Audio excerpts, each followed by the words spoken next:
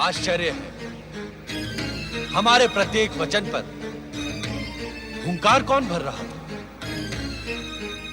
कौन है वो प्राणी जो हमारी आज्ञा के बिना इस दिव्य ब्रह्म ज्ञान के संदेश को सुनकर हुंकार भर रहा था? उपस्थित हो।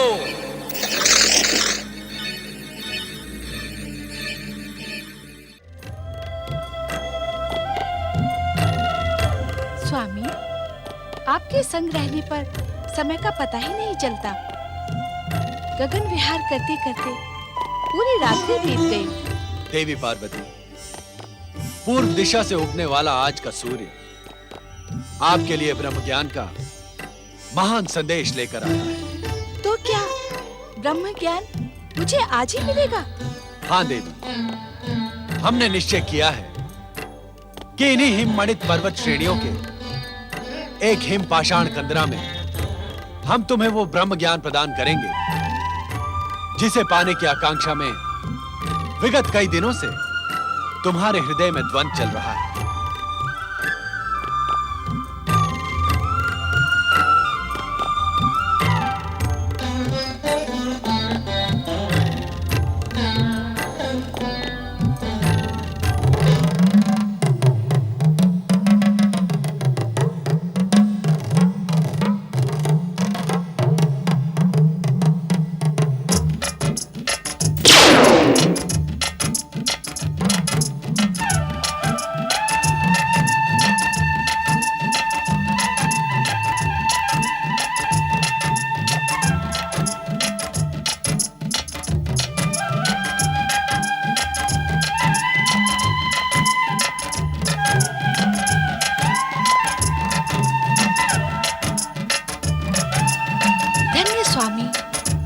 प्रकृति के सुंदर, शांत, मनोरम स्थान को देखकर मेरी आत्मा प्रसन्न हो गई है। देवी पार्वती, ब्रह्म ज्ञान प्राप्त करने के उद्देश्य से तुम जिस गुफा में खड़ी हो, वो प्रकृति के गूढ़तम रहस्य से भी अधिक गूढ़ और रहस्यमयी है। इस सुंदर स्थान की ऐसी क्या विशेषता है स्वामी? इस स्थान का रहस्य आज से पूर्व किसी के सामने उल्लेखित नहीं किया गया है। हमारे अतिरिक्त इस समस्त संसार में सर्वप्रथम तुम इस स्थान में उपस्थित होकर यहां का रहस्य ज्ञात कर रही हो। उस रहस्य को ज्ञात करने के लिए मैं उद्विग्न हो रही हूँ स्वामी। तुम्हारी उद्विग्नता स्वाभाविक है पार्वती। पर्वतराज हिमालय के अत्यंत कठिन, गूढ़ तथा हिम से ढके मार्गों में स्थित यह पवित्र गुफा अमरेश्वर के रूप में हमारा अत्यंत रहस्यमयी एकांत निवास स्थान है। ये आप क्या कह रहे हैं स्वामी? हम सत्य कह रहे हैं देवी पार्वती। हमारे अतिरिक्त किसी भी जीवात्मा को अब तक यहाँ आने का विधान नहीं था। निस्संदेह स्वामी, ब्रह्म ज्ञान प्राप्त करने के लिए मैं विगत दिनों से व्यग्र हूँ, किंतु अब आपके इस रहस्यमय एकांत निवास का रहस्य जानने को उत्सुक हूँ। देवी पार्वती, सृष्टि निर्माण के उपरांत जब जीवन के साथ मृत्यु भी अस्तित्व में आई, तब मृत्यु एवं अंतकाल देवताओं को भी भयभीत करने लगा। भयभीत देवगण हमारी शरण में आए। तब हमने देवताओं को मृत्यु के भय से उबारने के लिए सदा अपने मस्तक पर सुशोभित चंद्रमा को निचोड़ा। अद्भुत, आश्चर्यजनक। निश्चित ही सदा आपके मस्तिष्क का स्पर्श पाने वाले चंद्रमा में अमरत्व विद्यमान होगा। हाँ पार्वती, चंद्रमा को निचोड़ने से अमरत्व का पान करके देवगण अमर हो गए। परंतु भोलेनाथ, इस पावन कथा का इस पवित्र अमरेश्वर गुफा से क्या संबंध?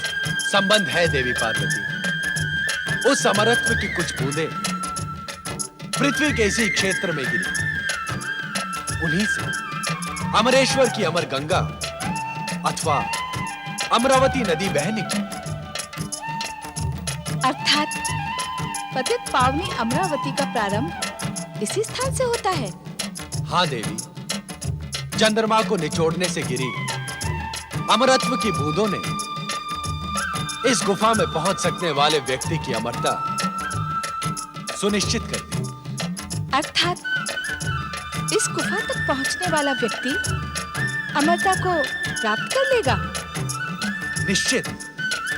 यहाँ की वायु, यहाँ के वातावरण में अमरत्व विद्यमान है, जो किसी भी जीवात्मा को जीवन मृत्यु से मुक्ति प्रदान कर अमर बना सकता है। तब तो मानव कल्याण के लिए ये महान स्थान है, क्योंकि मानव सदैव अमरता प्राप्ति का प्रयास करता है।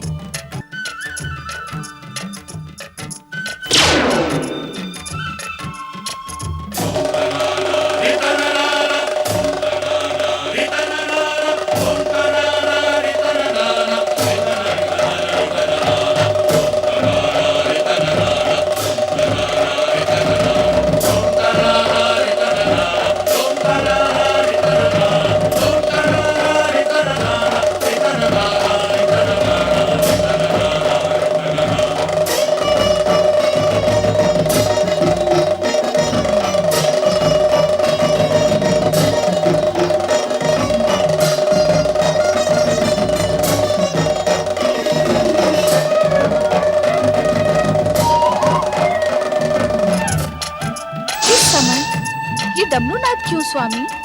देवी पार्वती, जिस प्रकार इस पवित्र गुफा में आने वाला जीव अमर हो सकता है, उसी प्रकार किसी भी जीव के कानों में दिव्य ब्रह्म ज्ञान पड़ जाने से वो ब्रह्मज्ञानी बन इस सृष्टि की समस्त व्यवस्था को छिन्न भिन्न कर सकता है। किंतु डमरूनाथ से क्या होगा?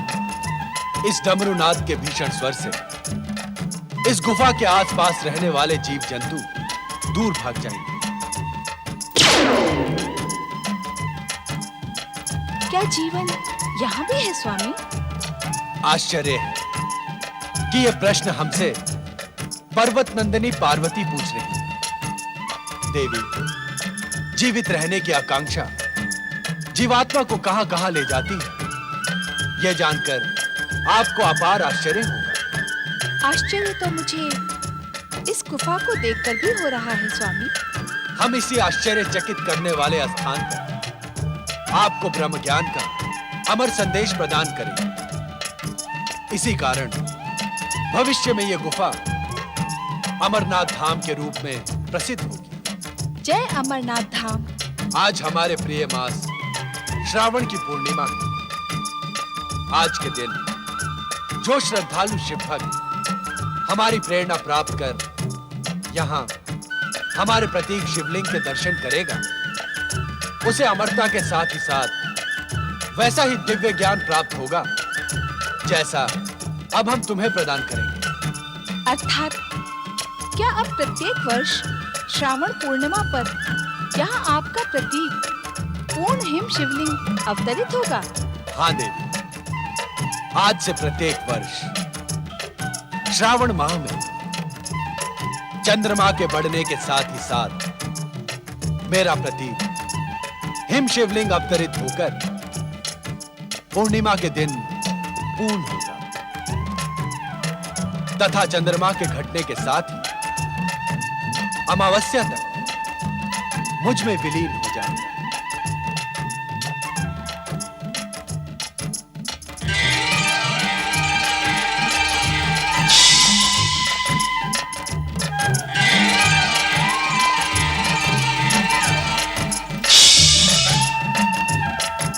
देवी, इस आसन पर विराजमान हो जाओ।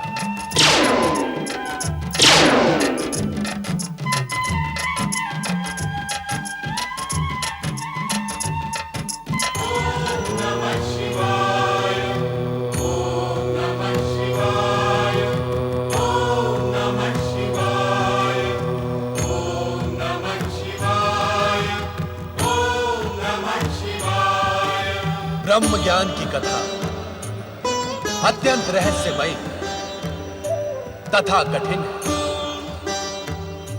हम ये ज्ञान तुम्हें समाधि अवस्था में प्रदान करेंगे। इसे कहते हुए हमें तथा सुनते हुए तुम्हें रोमांच का अनुभव, अतः सुनने की सहमति का हुंकार भरती है, जिससे हमें यह ज्ञात रहे कि तुम ध्यान से ब्रह्म कथा सुन रही हो। जो आज्ञा। शक्ति स्वरूपा पार्वती, तुम्हें यह ज्ञात हो कि पूर्व काल में हमने अपने निर्गुण दिव्य तेज से पंचक्रोशी नगरी का निर्माण किया। इसी पंचक्रोशी नगरी में श्री हरि विष्णु पुरुष के रूप में प्रकट होकर हमारे पंचाक्षरी मंत्र का प्रणव सहित ब्रह्म ज्ञान की साधना करते हुए जप करने लगे। ओम नमः शिवाय। हमारे इस पंचाक्षरी मंत्र के निरंतर जप से एक दिव्य ध्वनि का निर्माण हुआ। उस दिव्य ध्वनि से आनंद की लहरें उठने लगी। श्री हरि विष्णु का संपूर्ण शरीर इस आनंद लहरी का अनुभव करने लगा।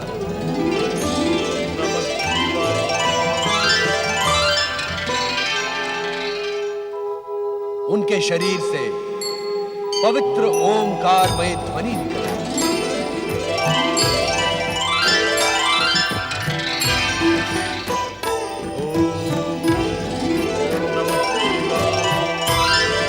ये ओमकारमय ध्वनि इस बात का संकेत है कि परम पुरुष श्री हरि विष्णु को ब्रह्म ज्ञान का साक्षात्कार होने लगा था। ये ब्रह्म ज्ञान शिव का स्वरूप है।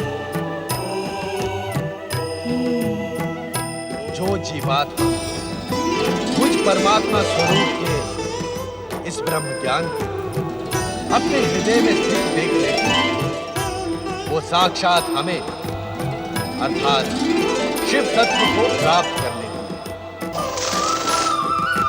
देवी पार्वती लोक कल्याण तथा निरंतर शिव भक्ति में प्रयत्नशील शुद्ध आत्माओं, निर्मल मन और सात्विक बुद्धि वालों को शीघ्र ही शिव तत्व की प्राप्ति हो जाती है।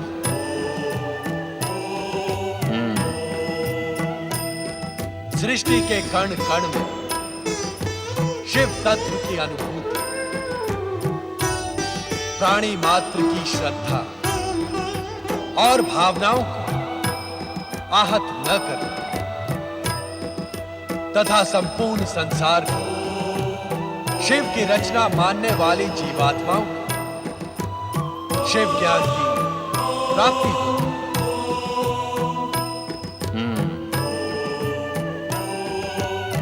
अपने को श्रेष्ठ और दूसरे को निकृष्ट न मानना,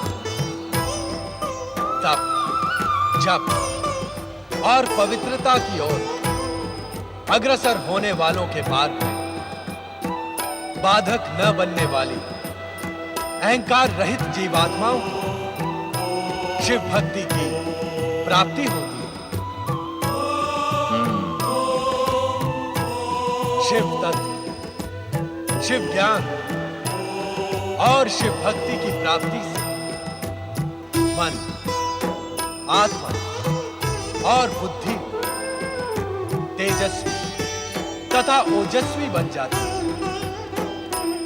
इतना प्राप्त कर लेने पर कुछ भी प्राप्त करना शेष नहीं बचता।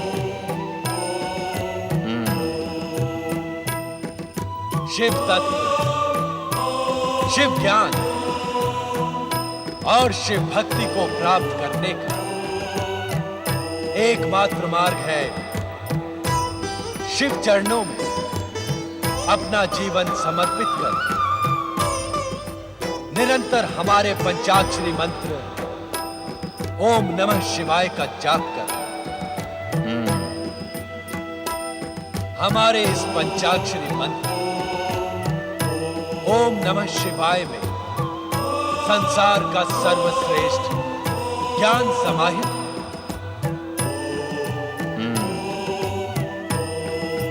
ओम अग्र पूजा को समर्पित त्रिदेवों का प्रतीक आदि स्वर है। शिव जीवन के कल्याण का स्वरूप है तथा उस कल्याण रूपी शिव स्वरूप नमन ब्रह्म रूपी शिव को प्राप्त करने का सर्वोत्तम उपाय है। यही ब्रह्म ज्ञान का सत्य है, यही शिव की सुंदर रचना है। मेरे द्वारा प्रकट सत्यम शिवम और सुंदरम से युक्त यह ब्रह्म ज्ञान उन्हीं महाभागों को प्राप्त होता है जो मेरे स्वरूप में अगाध श्रद्धा रखते हैं। मेरी आज्ञा अनुसार धर्म मार्ग पर चलने वाले प्राणी मेरी ही कृपा से मल एवं माया से मुक्त होकर मेरे परमानंद सच्चिदानंद स्वरूप में लीन हो जाते हैं। स्वयं मेरे द्वारा रचित एवं कहे गए इस दिव्य ज्ञान को प्राप्त ज्ञानी इस ज्ञान के प्रकाश रूपी अग्नि से अपने कर्म में शरीर को क्षण भर में जलाकर मेरी कृपा से कर्म बंधन से छुटकारा पाकर मोक्ष को प्राप्त कर लेते हैं।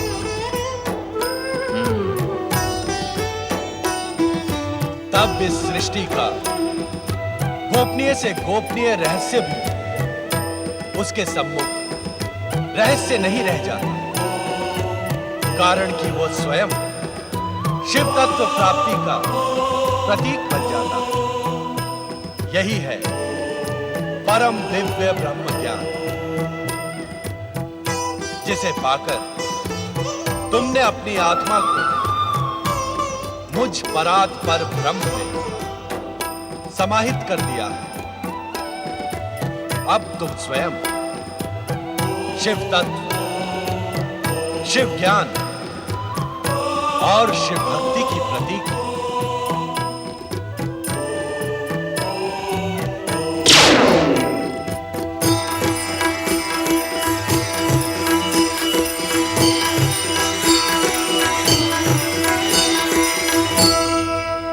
परंतु देवी पार्वती ब्रह्म ज्ञान प्राप्त कर सकें इससे पूर्व ही निद्रा मग्न हो जाती है और उनके स्थान पर श्रापित कबूतर रूपी धौम्य ब्रह्म ज्ञानी हो जाता है। कबूतर रूपी धौम्य को ब्रह्म ज्ञान की प्राप्ति हुई, ये भी विधि का ही विधान था। माता पार्वती को सुअवसर मिलने के पश्चात भी ब्रह्म ज्ञान का ज्ञान न होना भी संभवतः शिवलीला का ही अंग था।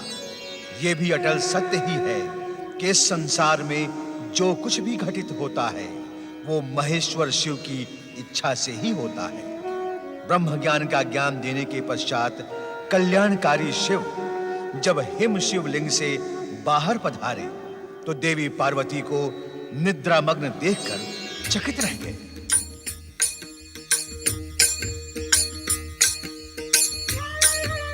तुम सो रही हो पार्वती, तुम अपनी निद्रा को रोक न सकी। परम शिव तत्व और ब्रह्म ज्ञान की प्राप्ति के स्थान पर तुम्हें निद्रा ही प्रिय लगी। आश्चर्य है, हमारे प्रत्येक वचन पर हुंकार कौन भर रहा था? कौन है वो प्राणी जो हमारी आज्ञा के बिना इस दिव्य ब्रह्म ज्ञान के संदेश को सुनकर हुंकार भर रहा था। उपस्थित हो।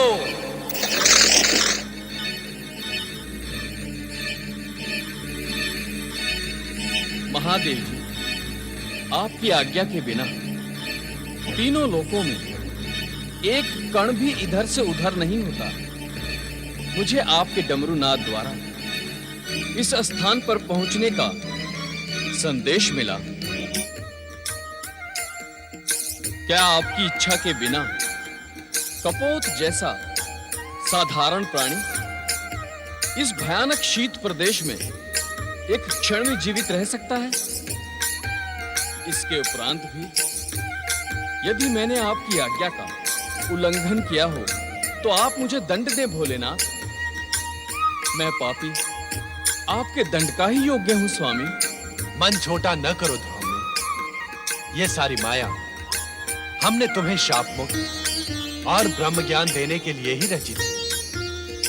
ब्रह्म ज्ञान के लिए तुम्हारी पात्रता पहले ही निश्चित हो गई थी। अब तुम अपने गुरु के शाप से मुक्त हुए। ब्रह्म ज्ञानी ध्रुव ने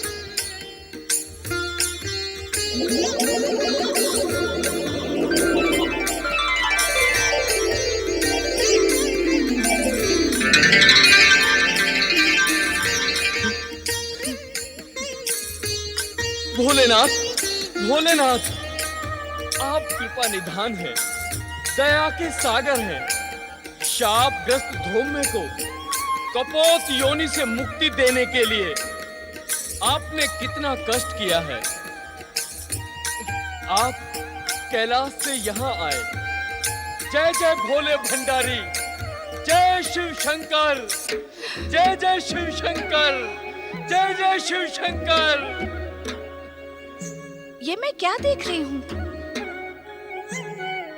डमरू नाद के उपरांत भी इस गुफा में ये युवा ऋषि कैसे प्रकट हो गए? माता, मैं और ऋषि का शिष्य ध्रुव में हूँ। भोलेनाथ की प्रेरणा से ही यहाँ उपस्थित हुआ हूँ। भोलेनाथ की प्रेरणा?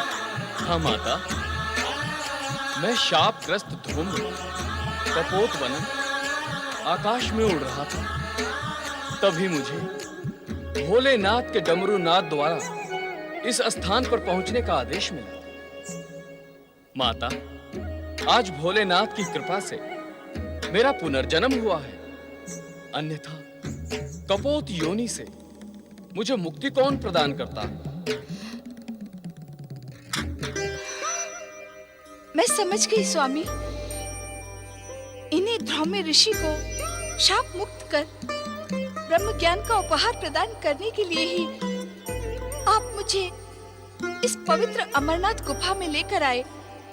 किंतु मेरा दुर्भाग्य देखिए स्वामी, पाकर भी मैं उस दिव्य ज्ञान से वंचित रह गई। मेरी अभागी निद्रा। पश्चाताप न करो पार्वती। तुम्हारा निद्रा मग्न होना भी हमारी ही लीला का अंग था। ध्रुव ने अब तुम अपने गुरु के पास जाकर उनकी उद्विग्नता का शमन करो। हमारी आराधना करते हुए भी वे दुखी हैं। उनका मन अस्थिर है। तुम उन्हें दिव्य ब्रह्म ज्ञान प्रदान करो जो तुम्हें हमसे प्राप्त हुआ है। हाँ ध्रुव में एक शिष्य का अपने गुरु के प्रति यही कर्तव्य भी है। एवं संभवतः आने वाला भविष्य इस बात का साक्षी होगा कि तुमसे अधिक मूल्यवान गुरु दक्षिणा किसी भी शिष्य ने अपने गुरु को प्रदान नहीं की। जो आज्ञा माता। ध्रुव में हम तुम्हारे विनम्र स्वभाव और सदाचार से प्रसन्न होकर तुम्हें दिव्य शक्तियां भी प्रदान करेंगे।